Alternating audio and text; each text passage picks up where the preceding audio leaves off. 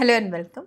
जब भी कोई प्लैनेट किसी भाव में प्लेस्ड होता है तो वो उस भाव को इम्पेक्ट करता है वाया प्लेसमेंट। इसी तरह से जब कोई प्लैनेट किसी भाव को एस्पेक्ट करता है तो उसका इम्पेक्ट होता है वाया एस्पेक्ट, एक प्रोजेक्शन क्रिएट करता है।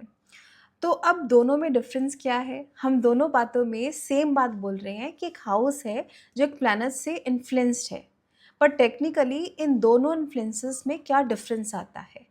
प्लेसमेंट इम्पॉर्टेंट है या एस्पेक्ट इम्पॉर्टेंट है? और अगर एस्पेक्ट इम्पॉर्टेंट है तो उसमें कौन सी ऐसी बातें हैं जो हमें ध्यान में रखनी है जो एस्पेक्ट को प्लेसमेंट से डिफरेंट कर देती है? सिंपल लगने वाला टॉपिक है पर इसमें बहुत कुछ सीखने को मिलेगा। चलिए स्टार्ट करते हैं। तो आज हम बात कर रहे हैं कि प्लेसमेंट और एस्पेक्ट के बीच में क्या डिफरेंस आते हैं और रिजल्ट में कैसे चेंजेस आ जाते हैं। सबसे पहली बात, प्लेसमेंट का मतलब है कि प्लैनेट डायरेक्टली उस हाउस के रिसोर्सेज को यूज़ कर रहा है। किसके लिए? अपने काम की पूर्ति के लिए। उसका काम क्या होता है? अपनी लॉर्डशिप को पूरा करना। तो रिसोर्सेज किसके यूज़ हो रहे हैं? एक हाउस के यूज़ हो रहे हैं, ठीक है। एंड वाया राशि यूज़ हो रहे हैं क्योंकि राशि उस हाउस में एक मॉडिफिकेशन क्रिएट कर रही है, प्लैनेट जहाँ बैठ के अपना काम करना चाहता है। तो एस्पेक्ट में क्या डिफरेंस आ जाता है? तो प्लेसमेंट डायरेक्ट कनेक्शन है प्लैनेट का।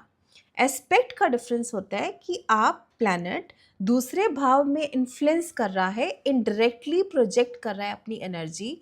वो एनर्जी नेगेटिव या पॉजिटिव भी हो सकती है डिपेंडिंग अपॉन प्लैनेट का रिलेशनशिप क्या है, लगन लॉर्ड से, भाव लॉर्ड से, फ्रेंडशिप एनिमिटी कैसी है, उसकी खुद की डिग्निटी और पोजीशन या स्ट्रेंथ कैसी है। इन सब बातों पे हम बात करेंगे पहले, लेकिन पहले इसको थोड़ा सिंपल रखेंगे कि पहले हमने प्लेसमेंट की बात की, उसमें हम राशि का इम्पैक्ट डालेंगे, उसमें हम फ्रेंडशिप एनिमिटी वीकनेस का एस्पेक्ट डालेंगे और फिर देखेंगे कि ये जो एस्पेक्ट होता है ये किस तरह से बदल जाता है। एक एग्जांपल लेते हैं, कुछ हाइपोथेटिकल सिचुएशन क्रिएट करते हैं इसको समझने के लिए। अभी तक इसमें हम लगन की या राशि की बात नहीं कर रहे हैं, हम सिंपली बोल रहे हैं कि किसी के लगन में वीनस की प्लेसमेंट है। वीनस की प्लेसमेंट लगन में किसी को भी अट्रैक्टिव चार्मिंग बनाएगी, उसको ग्रेसफुल बनाएगी, उनकी अपील बहुत अच्छी होगी और उनमें एक मैग्नेटिक पुल होगा जो किसी को भी उनकी तरफ अट्रैक्ट करेगा।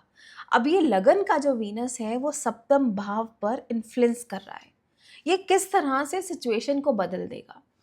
तो ये जो एस्पेक्ट है वो लगन से हुआ है। आपका जो ग्रेस है, चार्म है जो आपको वीनस ने दिया है, आप एफर्टलेसली उससे सामने वालों को इन्फ्लुएंस कर पाएंगे, एक हारमोनियस रिलेशनशिप बना पाएंगे। आपकी पर्सनालिटी को देख के आपका स्पाउस या आपके पोटेंशियल पार्टनर्स आपकी तरफ अट्रैक्ट हो रहे हैं, क्योंकि सप्तम भाव पे जो इन्फ्लुएंस हो रहा है वो वीनस से, फर्स्ट हाउस से हो रहा है।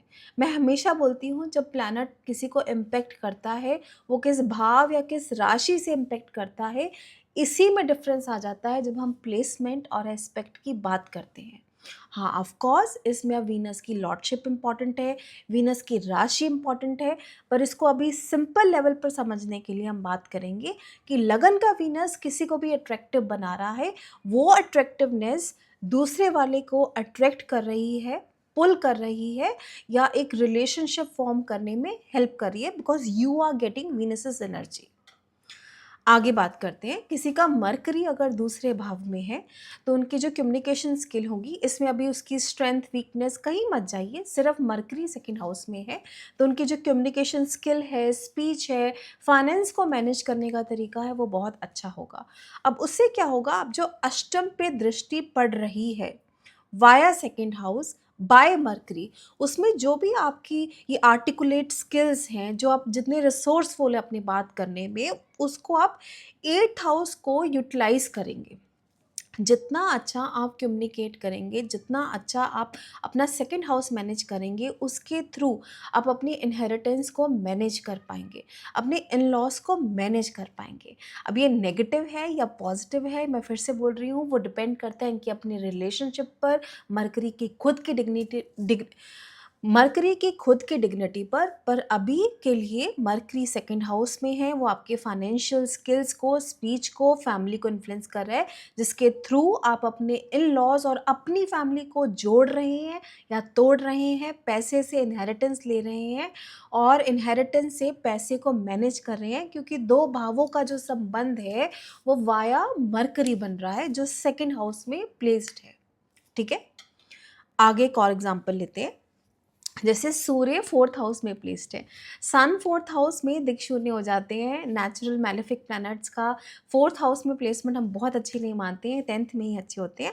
बट स्टिल अगर सूर्य 4th हाउस में है तो उनका जो घर का एनवायरनमेंट है बहुत लग्जूरियस हो सकता है, घर बहुत सुंदर हो सकता है, कुछ ऐसी कोई ऐसी जगह पर हो सकता है जो बहुत वेल नोन है, या आपका घर ही एक लैंडमार्क की तरह है, well placed sun is there.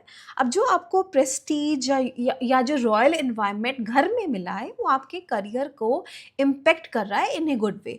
जो प्राइड आपने घर में डिस्प्ले की है, वो 10th हाउस में आपकी पब्लिक इमेज को या आपके करियर रेपुटेशन को इम्पैक्ट करेगा। घर का जो ग्रैंड सेटअप है, वो आपके सोशल स्टेटस को और प्रोफेशनल रिस्पेक्ट को इम्पैक्ट कर रहा है। If in a good combination, if lordship is good, तो वो गुड वे में इम्पैक्ट करेगा। अदरवाइज़ घर में जो ईगो है, घर की जो लड़ाई है, वो आपके प्रोफेशनल स्टेटस को डाउनग्रेड करेगी। मंगल अगर सप्तम भाव में हो, अब हम इसमें थोड़ी राशि की भी बात करते हैं, क्योंकि इसमें जब हम राशि की बात करेंगे तो हमें मंगल की लॉर्डशिप भी समझ आएगी और उसमें एक अनदर फ्लेवर ऐड होगा। तो जेमिनी अगर सप्तम भाव में है, इसका मतलब कि सजिटेरियस राइजिंग है, और जो मंगल है वो हमारे 5th लॉर्ड हैं। अब मंगल का डुअल साइन में सप्तम भाव में आना किसी को भी बहुत पैशनेट बना देगा कनेक्शंस के लिए, रिलेशनशिप के लिए, और ये मल्टीपल रिलेशनशिप भी दिखा सकते हैं क्योंकि जेमिनी साइन में है। अब सप्तम की ये जो मंगल की जेमिनी की एनर्जी है, वो हमारे 10th हाउस पर इन्फ्लुएंस कर रही है। इसका मतलब ये हुआ, जितने हम पैशनेट हैं अपने 10th house 7th house matters को लेके, वो पैशन हम अपने 10th हाउस में दिखा रहे हैं। हम जो भी रिलेशनशिप बना रहे हैं, वो हम चाहते हैं उस नेटवर्किंग को, उस सोशलाइजेशन को हम अपने करियर में यूज़ करें, अपने करियर को बनाने के लिए। या एक जो ऊर्जा है, वो हमारे करियर में पॉजिटिव या नेगेटिव इन्फ्लुएंस डाल रही है। एक हड़बड़ी की जो मंगल की आदत है, वो 10th में एनर्जी पास ऑन हो रही है, और वैसे ही आप अपने मेथड्स अडॉप्ट करेंगे अपने काम करने में। क्यों? क्योंकि दशम भाव कहाँ से इन्फ्लुएंस हो रहा है? मंगल से इन्फ्लुएंस हो रहा है, जो कि सप्तम जेमिनी में बैठ के दशम भाव को इन्फ्लुएंस कर रहा है। तो this is how you differentiate between aspect and placement. और अगर यही डायरेक्टली मंगल दशम भाव में बैठे होते, तो मंगल दोनों राशियों में ही शत्रु राशि के हैं, बट अब जो मंगल को एनर्जी रिसीव हो रही होती, वो वर्गो की रिसीव होती, और डायरेक्ट प्लेसमेंट वहाँ पर होती, जिसमें 7th का या जेमिनी का कोई रोल नहीं होता, कोई प्रोजेक्शन का रोल नहीं होता। डायरेक्ट कंट्रोल मंगल का डिग्री वाइज, अगर डिग्री वाइज क्लोज है तो उस भाव पे डायरेक्ट से होता, और मंगल यहाँ दिग्बली भी होते हैं, तो एक और स्ट्रेंथ मंगल में ऐड ऑन हो जाती है। आगे और एक बात करते हैं, अगर नेगेटिव कॉम्बिनेशन या राशि बहुत अच्छी नहीं है तो कैसे बात करेंगे। वीनस अगर वर्गो राशि में 4th हाउस में प्लेस्ड है, ये नीच के वीनस जेमिनी राइजिंग के लिए है। हो सकता है ये वीनस मटेरियल कंफर्ट के लिए बहुत अच्छे हों, वहाँ पर कोई कमी नहीं करे, पर ये घर की हार्मनी और इनर हैप्पीनेस और सेटिस्फैक्शन में रिडक्शन करते हैं। वहाँ डिससेटिस्फैक्शन वीनस की नीचता की वजह से ज़रूर आ सकती है। अब जब वो अपने साइन ऑफ वर्गो में से 10th हाउस को एस्पेक्ट कर रहे हैं 4th हाउस में से, तो डिस्पाइट बीइंग डेबिलिटेटेड, वो एक ऐसा एनवायरनमेंट ज़रूर क्रिएट कर सकते हैं जहाँ जेन्युइन हैप्पीनेस जहाँ घर पर नहीं मिल रही है, पर आप मटेरियल लग्जरीज़ को यूज़ करके करियर को एनहेंस करो, पब्लिक इमेज को अच्छा करो। ये जो वीनस है, ये करियर फ्रंट पे एक सेंस ऑफ एलिगेशन या वर्क सेटिस्फेक्शन लाने की कोशिश करेंगे, despite being internal discomfort at home. अब मान लीजिए आगे ये वीनस पीड़ित हो जाते हैं, ये ऐसे किसी प्लैनेट के साथ है जो वीनस को कंप्लीटली डिस्ट्रॉय कर रहे हैं और अपने नीच राशि में से होके वो दशम भाव पर इन्फ्लुएंस कर रहे हैं। अब घर के जो अब्यूज़ हैं, घर की जो प्रॉब्लम्स हैं, अनहैप्पीनेस हैं, उसकी प्रोजेक्शन करियर पर पड़ेगी। उस वजह से करियर का जो एनवायरनमेंट है वो ख़राब होगा और घर जाने का मन नहीं करेगा, ऐसे लगेगा घर में तो कुछ है नहीं करने को, अब करियर में ग्रोथ के बारे में हम सोचते हैं। तो इस तरह से इस प्रोजेक्शन को आपको एस्पेक्ट के थ्रू समझना है। एक और एग्जांपल लेते हैं, जैसे अगर मरकरी दशम भाव में मकर राशि के हैं और वो 4th हाउस को साइन ऑफ कैंसर को एस्पेक्ट कर रहे हैं और यहाँ इनकी लॉर्डशिप भी बहुत अच्छी नहीं है। और कैप्रिकॉर्न में जब वो बैठे हैं तो वो मित्र राशि में अपने ही तत्व के बैठे हैं। यहाँ मरकरी बहुत डिसिप्लिन, प्रैक्टिकल, स्ट्रेटेजिक रहेंगे, ऑर्गेनाइज्ड कम्युनिकेशन करेंगे, इनकी जो प्रोफेशनल डीलिंग है वो बहुत मेथड के अकॉर्डिंग होगी, कैलकुलेटिव अप्रोच है करियर में और करियर ग्रोथ भी देगा, रिकॉग्नाइजेशन भी देगा, क्योंकि सूर्य और शनि के साथ साथ मरकरी भी दशम भाव के कारक होते हैं। जब हम कारक भाव नाशाय की बात करते हैं उसमें जुपिटर पंचम में, शुक्र सप्तम में इतने बेनिफिशियल नहीं बताए हैं, बट मरकरी का दशम में होना कुछ इतना बुरा नहीं है, बृहस्पति का नवम में होना कुछ इतना बुरा नहीं है। हम आगे कभी बात करेंगे कौन सा कारक अगर अपने भाव में ही बैठा है तो वो इतना मेलेफिक इम्पैक्ट नहीं प्रोड्यूस करता है। अब वो जो एस्पेक्ट है वो दशम से बैठ के जब मरकरी 4th हाउस को दे रहे हैं, वो जो प्रैक्टिकल अप्रोच मरकरी घर में पास ऑन कर रहे हैं, तो इसमें क्या होगा, एक आपको ये भी याद रखना है कि जिस भाव में या जिस राशि को मरकरी एस्पेक्ट कर रही है वो घर की राशि है, वो कर्क राशि है, वो मरकरी के लिए शत्रु राशि है। तो वो जो इमोशनल नेचर है, वो जो घर का एनवायरनमेंट है, वो मरकरी की जो कम्युनिकेशन स्किल वो जो भी गैदर कर रहे हैं 10th हाउस पर, वो घर के एनवायरनमेंट में वेल ट्रांसफॉर्म नहीं हो रही है। आप जितना भी अच्छा करियर बना रहे हो पर इमोशनल फुलफिलमेंट यहाँ पर थोड़ी कमी रहेगी, थोड़े कोल्ड या डिटैच्ड फैमिली मैटर्स को लेके हो सकते हो, डिस्पाइट बीइंग हाउ वो प्रैक्टिकल और प्रोफेशनल और hard working you are at your work place. आगे चलिए जुपिटर के 5th एस्पेक्ट की बात करते हैं। अगर जुपिटर वर्गो साइन में 10th हाउस में प्लेस्ड हैं, यहाँ पर जो जुपिटर है बहुत नॉलेजेबल होगा, डिटेल्ड ओरिएंटेड होगा। जुपिटर खुद से जातक भी है और इस केस में लगन लॉर्ड भी है, तो बहुत करियर ड्रिवन होंगे, परफेक्शन चाहते हैं, प्रैक्टिकल नॉलेज चाहते हैं अपने काम में। उनका जो एस्पेक्ट है वो 2nd हाउस में है, कहने को अपनी नीच राशि पर है, पर जुपिटर की लॉर्डशिप इम्पॉर्टेंट है, जुपिटर का काम करने का तरीका इम्पॉर्टेंट है और आर्था कनेक्शन हम कुछ हद तक अच्छा ही मानते हैं। पर जुपिटर कैसी एनर्जी पास ऑन करेंगे? जुपिटर ने जो प्रैक्टिकल और एनालिटिकल एनर्जी वर्गो की रिसीव की है वो 2nd हाउस में कैप्रिकॉर्न को दे रहे हैं, तो क्लैश होगा आइडियलिज्म और प्रैक्टिकलिटी में। इधर ओवर प्रैक्टिकल जो जुपिटर हैं वो फाइनेंशियली कॉशियस हो जाएंगे डिस्पाइट बीइंग नॉलेजेबल, अच्छी अंडरस्टैंडिंग रखेंगे फाइनेंसिस के, फिर भी ओवरली कॉशियस होंगे, कंजर्वेटिव होंगे मनी मैटर्स को लेके, क्योंकि 2nd में कौन जा रहा है, मकर राशि जा रही है, तो मेरे आर्था त्रिकोण में मेरी आर्था त्रिकोण राशियां ही पड़ी हैं। डिफिकल्ट होगा बैलेंस बनाना जब हम जेनरॉसिटी और प्रैग्मेटिज्म की बात करते हैं।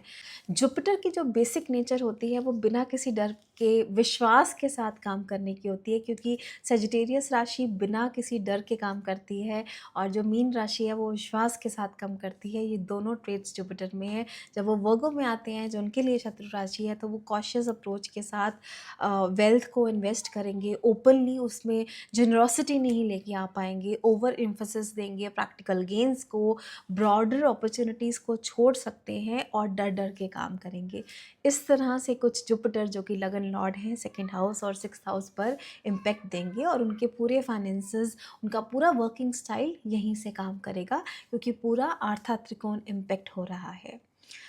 अब एक प्रैक्टिकल केस लेते हैं, देखते हैं कि इस एस्पेक्ट ने इनके चार्ट पे कैसे इम्पैक्ट डाला। आप कुछ भी देखने से पहले चार्ट की क्वालिटी देखिए कि लगन लॉर्ड 11th हाउस में ही पीड़ित है।